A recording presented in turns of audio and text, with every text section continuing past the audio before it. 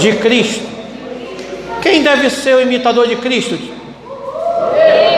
Você, eu, nós. E dando continuidade ao nosso estudo, nós podemos constatar que temos em Jesus Cristo alguém muito especial, mas você podia dizer assim: poxa, mas Jesus é Deus. Aí Paulo diz assim, eu vou citar outros homens que são imitadores. Primeiro é ele mesmo. Paulo mesmo ele diz assim: sejam meus imitadores como eu sou de Cristo. Então Paulo era talvez o primeiro imitador de Cristo. Mas ele cita dois que nós vamos ver hoje. Nós vamos ver hoje um pouco sobre Timóteo como imitador de Cristo, e depois nós vamos ver como Apofrodito. Também quase não sai, é complicado. Ok, esses dois homens aí são imitadores de Cristo. Mas lhe contextualizando ainda nesse capítulo 2, que vamos estudar hoje do 19 até o 30, vamos concluir o capítulo 2. Começa esse capítulo, no 1 Paulo fala muito a respeito dele, que ele não tem a vida dele como preciosa, viver ou morrer para ele em Cristo é lucro, ele preferia até mesmo era morrer, mas como os mortos não louvam a Deus, ele aqui na terra ele sente que ainda tem uma missão, então por isso ele prefere ficar vivo aqui na terra. Aí chega no 2, ele começa, porque acontece na igreja de Filipe algumas dissensões, algumas contendas, murmurações, e Paulo diz: olha, só podemos resolver essas situações de contendas ou murmuração através da unidade da igreja. Sabe como é que vamos vencer essa unidade? É se cada um de si, cada um de nós, considerar o outro superior a você mesmo. Diga assim: o interesse do meu irmão deve ser superior ao meu interesse. Então, quando você colocar o seu irmão como superior a você mesmo, aí acaba todas as contendas, as intrigas, as fofocas, as murmurações, porque agora você colocou o outro em primeiro lugar. Lembrando que a ordem é em primeiro lugar Cristo, depois o meu irmão, e se tiver ainda uma vaga, eu. No finzinho. Posso ouvir amém? Mas isso precisa ser vivido. E aí ele continua ministrando. Tem algumas pessoas que são exemplos para a igreja, e ele começa a falar de Timóteo. Vamos ver um pouco sobre Timóteo, como nós sempre fazemos, versículo por versículo. Abra sua Bíblia em Filipenses capítulo 2, no 19 até o 30, mas vamos parar no 19, para daqui a pouco a gente começar a ler. Mas eu quero falar um pouco sobre Timóteo. Quem foi Timóteo? Primeiro, Timóteo foi aquele que substituiu Paulo, depois que Paulo encerrou a carreira, já idoso, foi decapitado, já conhecemos a história. Quem assumiu o comando da igreja do Senhor Jesus foi Timóteo. Timóteo era aquele fiel escudeiro, aquele pastor auxiliar para toda boa obra.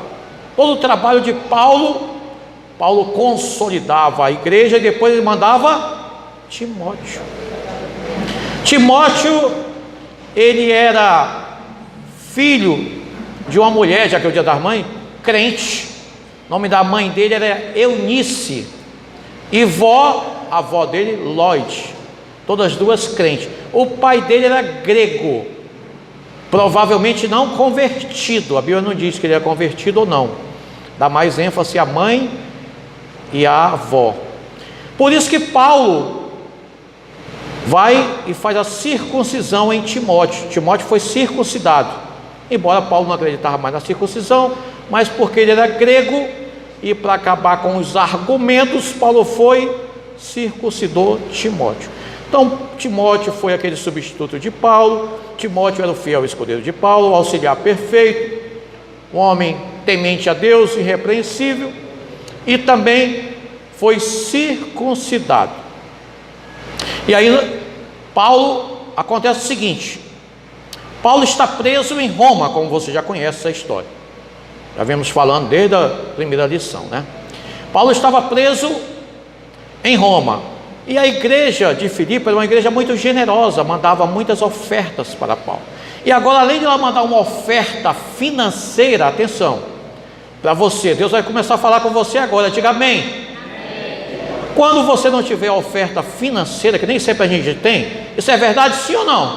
Sim, sim ou não, gente? Sim. Ou você é aquele que sempre tem bastante? Se tiver, passe um pouquinho comigo, repare. Mas às vezes a gente não tem, mas aí, quando nós não temos as finanças, nós temos o nosso trabalho. Agora a igreja de Filipe mandou não só uma oferta financeira, mas mandou o pastor para ficar com Paulo, porque Paulo estava na prisão domiciliar, já falei isso também. Então levou dinheiro, finanças, e levou alguém para servir Paulo. O que acontece? Quando Epafrodito, agora saiu de uma vez, hein? Não vou repetir muito não. Quando Epafrodito foi levar a oferta, ele era a oferta, e ele levou a oferta da igreja, ele era o pastor de Filipe. Quando ele foi, ele adoeceu. A distância ali de Roma até Filipe, ao contrário, de Filipe até Roma, era cerca de 1.080 quilômetros para aquela ocasião, aquele tempo. Era muito difícil, uma distância, até hoje ainda é, né? Mas de avião a gente faz isso aí em 1 hora, 45 minutos, 1 hora, um avião aí. Mas naquele tempo não tinha ainda o Boeing, né? E aí era no cavalo, nos navios e por aí.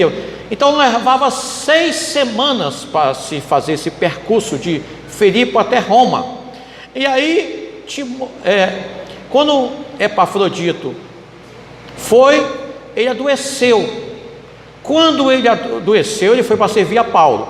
Quando ele adoece, aí a igreja já ficou preocupada com ele. Ele adoeceu de morte.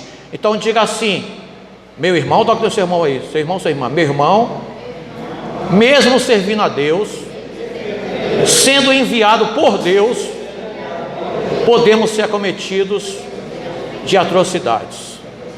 Então o cara que é enviado para ajudar Paulo, para servir Paulo e ao Evangelho, levando uma oferta, e ele sendo a oferta, fazendo a vontade de Deus, mesmo assim ele adoece de morte. Vamos ver daqui a pouco no texto. E aí a igreja fica preocupada. Aí o que Paulo faz? Ele ia mandar Timóteo e ficar com Epafrodito. Agora eu não erro mais, não estou bem não.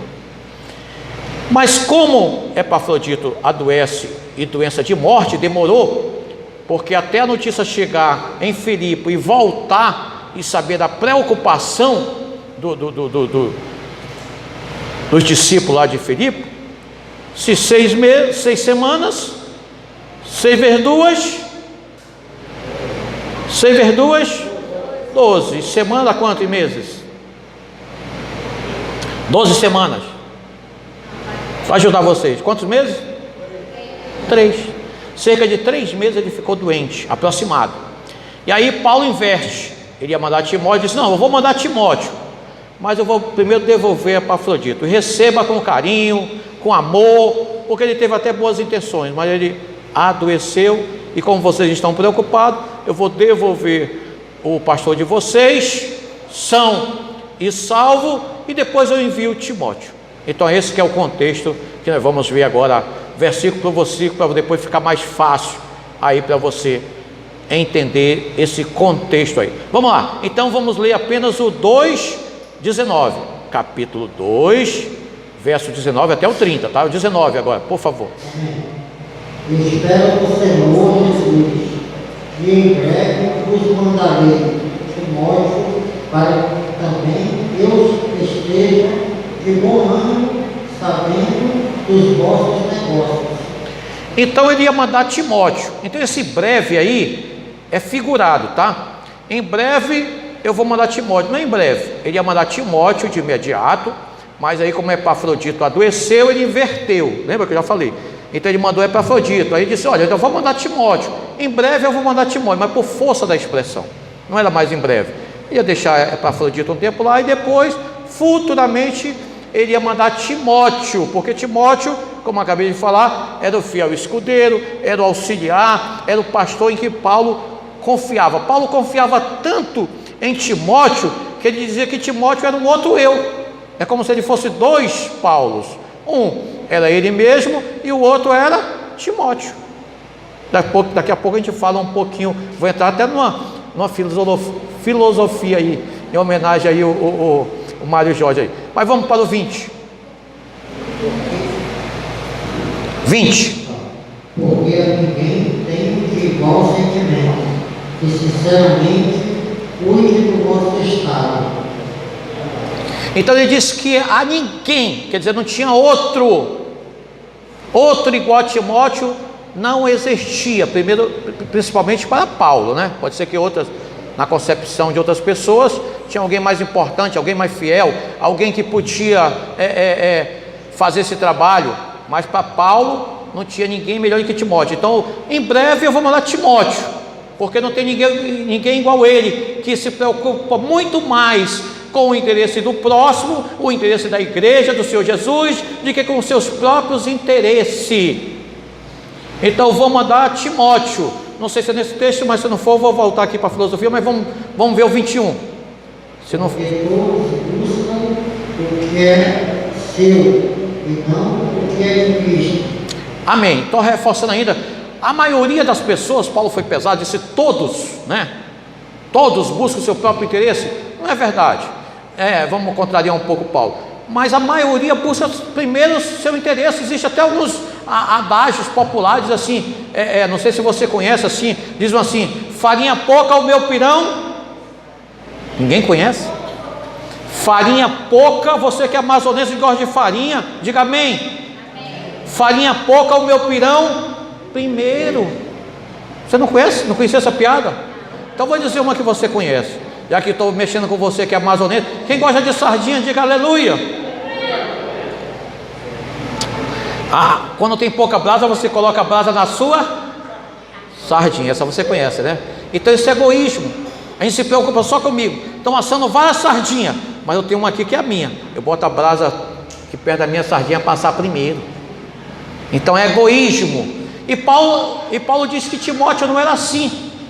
Paulo se interessava muito mais em primeiro lugar com o interesse dos outros do que com o seu próprio interesse. Assim era Paulo, assim era Timóteo, e assim deve ser você, assim deve ser eu, porque assim era Cristo. Cristo diz assim, Cristo diz que ele, quando ele dá a sua vida, ele diz que ele não julgou ser igual a Deus, né? Não julgou por usurpação ser igual a Deus. Mas eu vou falar um pouco da filosofia, que era no 20 e 21. Quando Paulo diz que Timóteo, que é esse fiel escudeiro, que é um outro eu dele, diga Erasmo de Roterdã. Está fraco. Diga Erasmo de Roterdã. Erasmo de Roterdã foi um dos maiores humanistas. Foi uma pessoa que era crente, mas ele era humanista. Então como é que pode os crentes hoje combatem tanto o humanismo? Pode um humanista ser crente? Pode. Ele acreditava. A teologia dele estava um pouco errada. Se até hoje tem muita teologia errada, quanto mais naquele tempo, né? Mas influenciou diretamente Lutero. Martinho Lutero foi influenciado diretamente por Erasmo de Roterdã. Roterdã é Holanda e é um porto muito famoso da Holanda. Daí o nome dele só nasceu em Roterdã, na Holanda, mas não se criou, viveu muito mais na Inglaterra, era amigo de papas e amigo de reis. Thomas More era amigo de Erasmo, era um filósofo muito famoso, conhecido. Entre outros livros, ele escreveu o mais importante, ele traduziu a Bíblia para o grego. Ele sabia grego, ele estudou como seminarista, mas não foi padre, ele era professor universitário. conhecia muito grego, latim, lógico, né? Que todo padre estuda latim, seminário, e ele traduziu a Bíblia para o grego, influenciando muita gente. Ele foi um dos reformistas também, renascentista, e ele escreveu vários livros, principal, a tradução da Bíblia, mas ele escreveu também elogio, é o mais famoso dele, elogio à loucura, criticando o quê? A igreja do Senhor Jesus. Mas escreveu também a igreja militante, muito famoso também esse outro livro dele, mas o mais famoso é o elogio à loucura, que ele condenava a loucura, embora ele nunca se apartou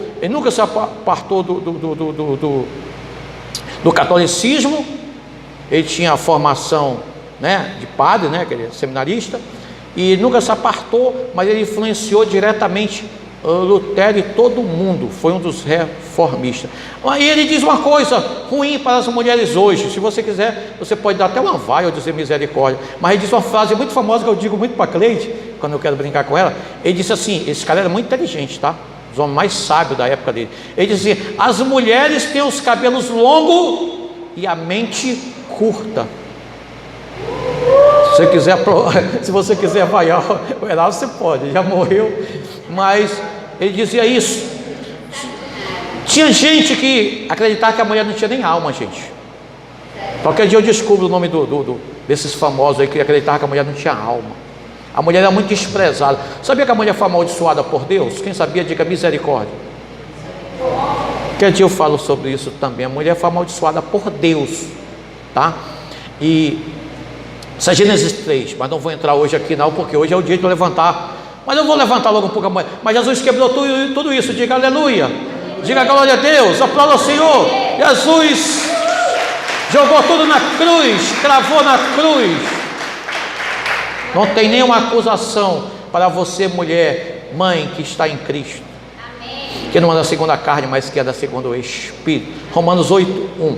Ok, mas aí Erasmo influenciou, e ele disse uma frase interessante. Quando ele mexia também na Bíblia, né? Quando ele foi analisar esse estudo de Filipenses, ele colocou esse Timóteo como um outro ego de Paulo.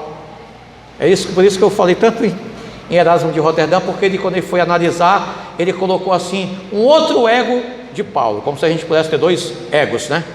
Mas isso aí já é psicologia, ninguém vai entrar muito não. Mas vamos avançar aí, está no 22, né? Vamos avançar.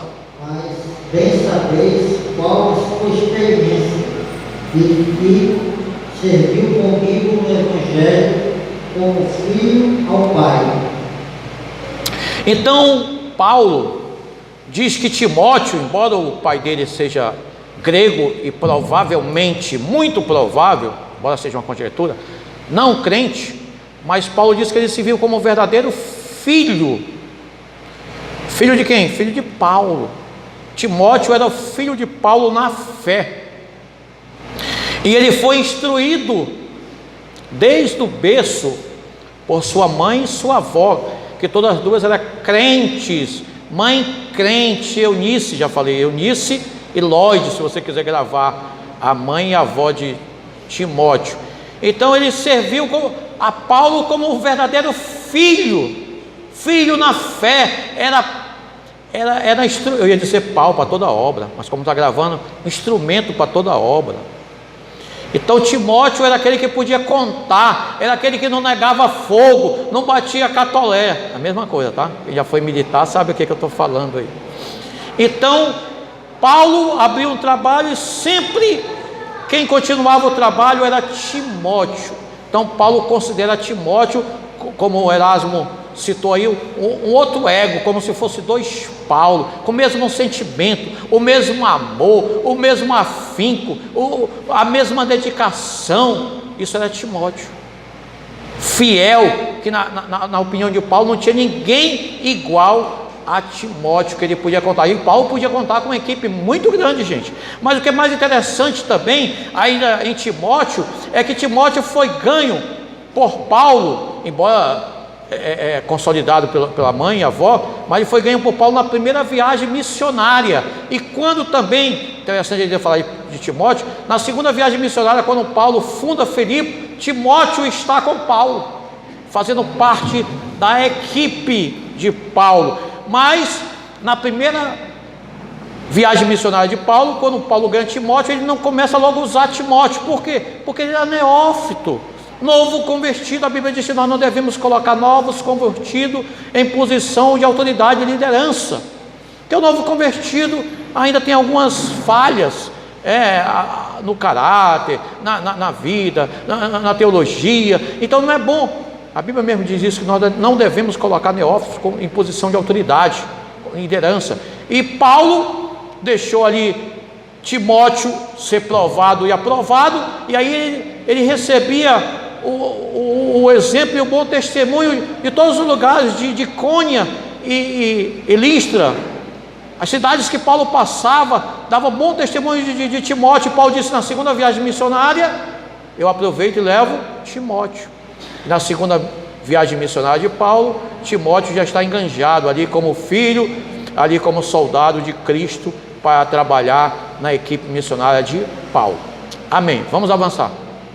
De sorte que espero enviá-lo a vós, logo que tenha provido a meus negócios. Então Paulo diz assim: eu vou enviar, logo no começo ele disse, né, que ia enviar breve. Eu falei que não era muito breve, que ele ia mandar primeiro Epafrodito e depois ia mandar Timóteo. Por que Epafrodito? Porque Epafrodito adoeceu. Tá, já falei sobre isso. Agora ele diz assim: eu vou mandar Timóteo, mas só vou mandar Timóteo depois que eu resolver o meu negócio. Que negócio era esses? Era que Paulo ia ser julgado, lembra? Paulo estava preso, ia ser julgado por Roma, e nesse primeiro julgamento ele foi absorvido. E ele disse: depois que eu tiver o meu resultado dos meus negócios, o negócio dele era a cabeça que estava em prêmio. Depois que eu souber se eu vou permanecer com a minha cabeça ou não, aí eu vou enviar Timóteo. Ele já tinha quase convicção que ele ia ser liberto. E ele foi liberto, como já falei, já conhecemos aí essa história. Então vamos avançar. Mas ele manda Timóteo bem depois, e ele mesmo vai depois, mas vai ficar para as cenas dos próximos capítulos. Vamos avançar mais. Mas confio no Senhor que também eu mesmo, em breve, irei ter convosco. Então ele diz a mesma coisa: olha, eu confio em Deus. Se você confia em Deus, diga amém. Amém. Que em breve eu estarei convosco. Eu também irei. E ele foi mesmo, tá? Ele foi absolvido, já falei. Essa é a primeira prisão, né? Ele foi absorvido e ele foi sim em Filipe, e não só em Filipe, foi em vários outros lugares, né? Paulo era um missionário dos bons, vivia viajando, pregando o evangelho. E ele disse que em breve, depois que ele resolveu o negócio, vai mandar Timóteo. O negócio é que se ele for absorvido ou não, ele foi, e ele disse que ele mesmo iria, e ele também foi. Vamos avançar. Agora eu acho que já é Epafrodito, né? Então, do 19 até o 24, se você quiser contextualizar o seu estudo aí, estamos falando de Timóteo. Agora do 25 até o 30, Epafrodito, lembra?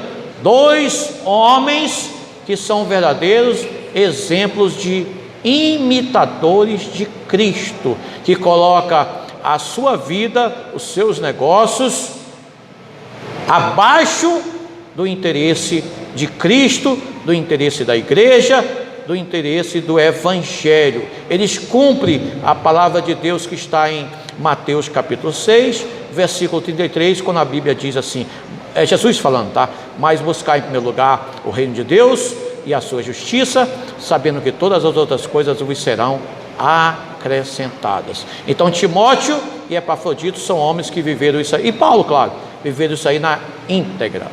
Vamos lá, Epafrodito. O que significa Epafrodito? Amável e desejável. Julguei com tudo necessário mandar-vos Epafrodito, meu irmão, cooperador e companheiro dos combates, e vosso enviado para prover as minhas necessidades. Então o que Paulo diz? Como o plano original de Paulo era mandar Timóteo, Epafrodito ia ficar com ele na prisão, assistindo a Paulo na prisão, levando a oferta financeira e sendo a oferta como trabalho, E aí o plano foi invertido porque Epafrodito adoeceu e adoeceu de morte. Daqui a pouco vamos ver isso com mais calma. E aí Paulo inverteu. Como Paulo inverteu, e até para não trazer um certo constrangimento, porque quando nós voltamos antes da hora, às vezes a gente sente aquele sentimento de fracasso. Sim ou não, gente? Sim ou não? Sim. Você vai fazer um curso, você vai para outra cidade, você vai fazer um negócio. Cabia até um testemunho bem rápido que um dia eu compartilhei com o Maurício, que quase eu não compartilho com ninguém assim as coisas, mas vou compartilhar assim bem rápido.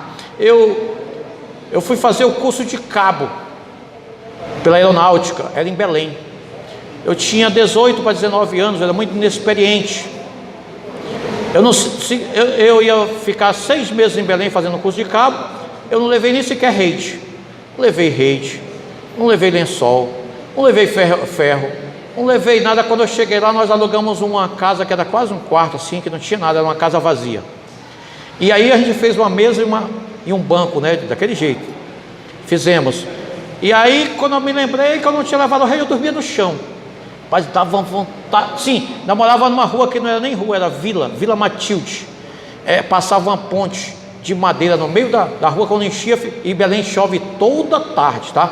Quando a gente quer marcar um encontro em Belém à tarde, é depois da chuva ou antes da chuva? É um período que chove. E aí chovia todo o tempo, ficava daquele jeito. Eu morava no Bodosal, que você quer. Se quiser falar mais bonitinho, no hip hop, né? Fica mais bonitinho.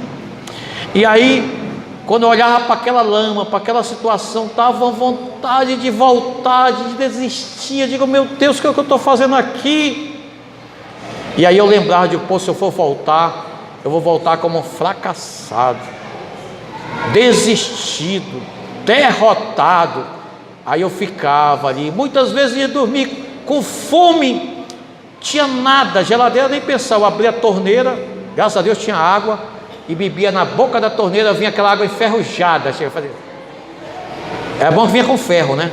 Tomava aquela água cheia de ferro, engolia, ia dormir, e aquela vontade de desistir. E aí foi mais ou menos como Epafrodito. Não quis voltar porque a desistência é muito triste, né? Assim, é uma derrota que a gente diz para todo mundo, até a família, olha, vai voltar como cabo e tal. Aí o que eu fiz? Decidi. Eu só estudava, eu fui o primeiro colocado da minha turma de 133, foi até elogiado. Quando eu cheguei antes do tempo do período de ser promovido, eu fui antes promovido, mas foi uma prova, mas eu fui aprovado. Bem-aventurados aqueles que passam pela prova e são aprovados, porque depois de aprovado eles vão receber a coroa da justiça. Então quando você estiver passando pela prova, lembre-se dessa. E Epafrodito ia voltar, e Paulo diz, eu vou preparar a igreja, que já deve ter alguns murmurando, esse nosso pastor é muito fracote, foi ali e fez ficar doente, e já está voltando, ele foi para ajudar Paulo, e Paulo não pode nem contar com ele. Isso eu estou conjecturando, tá? Mas uma igreja talvez tenha esses irmãos, né? Porque tinha contenda e murmuração, sim ou não? Tinha, a gente já ministrou sobre isso. Então Paulo diz, olha, eu vou mandar para Epafrodito, ele é muito útil, ele é meu companheiro, ele é uma bênção. Foi só uma questão aqui momentânea, é só uma jogada aqui que a gente vai trocar aqui, mas receba ele bem, com honra. Diga amém. Então vamos avançar.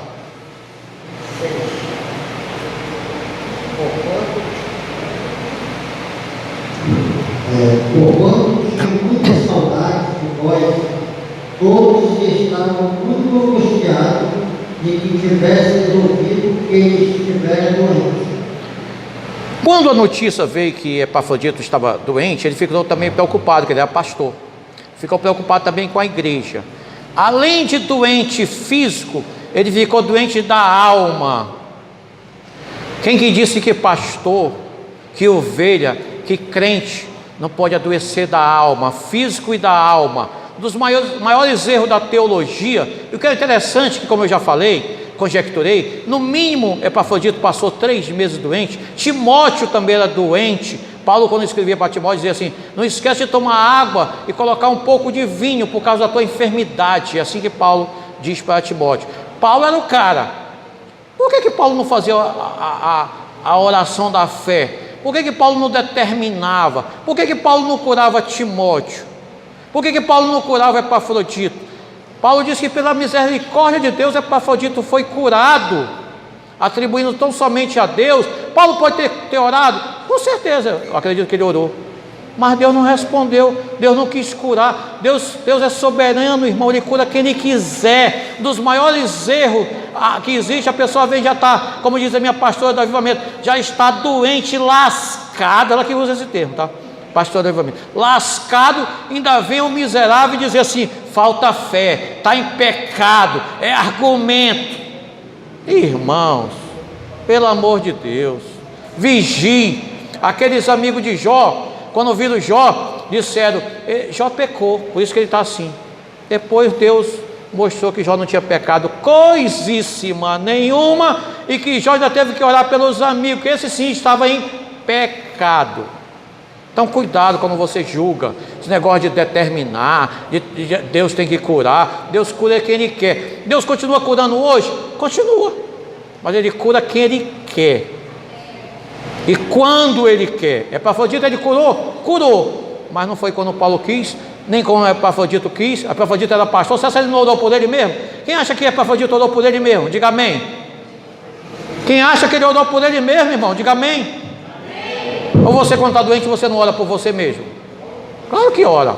Mas quem disse que Deus quis curar? Não quis. Então cuidado. Aí ele adoeceu até da alma, como você já estava doente do físico, ele adoeceu da alma. Outro problema, um dos maiores males do século 21, da nossa atualidade, é uma coisa chamada doença da alma, depressão. Nós cuidamos do corpo todo, vamos no coração, é o cardiologista, se é osso, é ortopedista, se é não sei o que mais lá, você sabe, cada um tem uma especialidade. Mas quando chega na cabeça, a pessoa às vezes fica com preconceito, não quer ir nos psicólogos, nos psiquiatras, e eles são médicos. O psicólogo nem é médico, o psicólogo é uma ciência humana, mas a psiquiatria é um médico. Psiquiatria é a medicina, uma especialidade da medicina, que cuida da cabeça. E eu já falei sobre a depressão aqui, que a depressão ela pode acontecer de duas formas, de dentro para fora ou de fora para dentro. Quando é de fora para dentro, que você sofre um trauma, uma situação que em psicologia chama luto, né? Uma grande perda. E quando é de dentro, é alguma coisa que desarmonizou aqui, irmãos. Nós trabalhamos, nosso corpo todinho é uma balança, nem de mais nem de menos. A pressão não pode ser nem alta nem baixa, a glicose nem alta nem baixa, tudo tem que estar equilibrado, nem de mais e nem de menos. Quando desequilibra, ela está dizendo, desequilibrou. E aí muitas vezes só quem resolve é o psiquiatra. Ele vai passar um medicamento e vai controlar, e a sua vida vai ser uma bênção e vai continuar, graças a Deus. Posso ouvir amém? Então entenda, pior mal que uma pessoa que já está doente, lascada, ainda vinham acusar um mensageiro os amigos de Jó, para não dizer outra coisa. Vamos avançar. E de fato que esteve doente e quase morto. Olha aí Paulo dizendo. Deus se apegou dele, e não somente dele, mas também de mim, para que eu não tivesse tristeza sobre tristeza. Paulo diz assim, ó. Ele teve doente e doente de morte. Deus se apiedou. Essa palavra apiedou pode ser teve misericórdia, mesma coisa. Deus teve misericórdia dele e também de mim, Paulo, para que eu não tivesse tristeza sobre tristeza. Olha, eu já estou preso, aguardando uma sentença que pode ser de morte. O imperador é Nero. Posso ou não posso morrer? Claro que posso ser condenado à morte. Eu, Paulo, tá?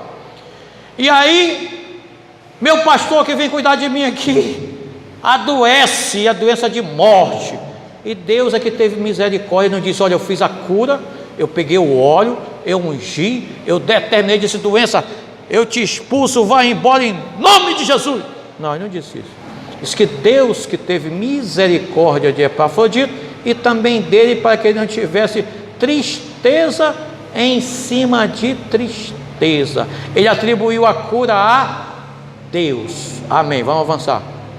Por isso o povo enviei mais depressa, para que vendo outra vez os regozijeis, e que eu tenha menos tristeza. Você já foi o 30? 28. Ainda no 28. Então ele disse, por isso que eu estou enviando. Paulo está explicando para a igreja. Olha, Epafrodito adoeceu, e adoeceu além da física, adoeceu da alma, e eu estou invertendo aí, e graças a Deus que Deus o curou. Então vou logo devolvê-lo enquanto ele está são e salvo, está com saúde, glória a Deus, ele está com saudade de vocês, ele quer saber como está a igreja, então receba ele bem. É isso, vamos lá. Lê logo os dois, que é para a gente, que eu estou meio prolixo hoje, né? O dia das mães tem muita coisa, vamos, ainda tem ceia. Os dois. Não, os dois.